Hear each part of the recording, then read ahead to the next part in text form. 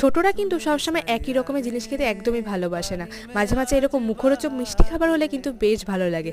আজকে বানিয়েছি চিড়ের পোলাও, তো চলো দেখে নেওয়া যাক। এখানে আমি 200 গ্রাম মতো পাতলা চিড়ে জল দিয়ে ধুয়ে জল ঝরিয়ে রেখেছি। আর জল ঝরে যাওয়ার পরে শুকনো হয়ে গেলে ঠিক এই রকমই ঝরঝরে হয়ে যাবে। এবারে কড়াইতে অল্প পরিমাণ তেল দিয়ে তেলটা গরম হয়ে গেলে ওর মধ্যে দিয়ে দেবো অল্প একটু ঘি। ঘি আর তেলটা গরম হয়ে আসলে ওর মধ্যে দিয়ে দিলাম তেজপাতা ফোড়ন আর দিয়ে দেবো এলাচ আর দারচিনি। একটু নেড়ে চেড়ে নিয়ে ওর মধ্যে ভিজিয়ে রাখা চিড়েটা দিয়ে দেবো। তোমরা চাইলে এবার এর মধ্যে কাজু কিশমিশও অ্যাড করতে পারো। একটু লাল লাল করে ভাজা হয়ে গেলে এর মধ্যে দিয়ে দেবো পরিমাণ মতো চিনি।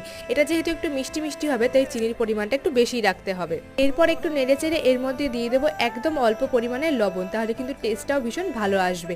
এই জিনিসটা তোমরা একবার বাড়িতে বানিয়ে খেও, এত সুন্দর লাগে খেতে। এটা যে চিড়ে দিয়ে তৈরি তোমাদের মনেই হবে না। আজকের ভিডিওটা এই পর্যন্ত। ভিডিওটি যদি ভালো লেগে থাকে please do like, comment, share and subscribe my channel. তো চলো আজকের জন্য বাই বাই।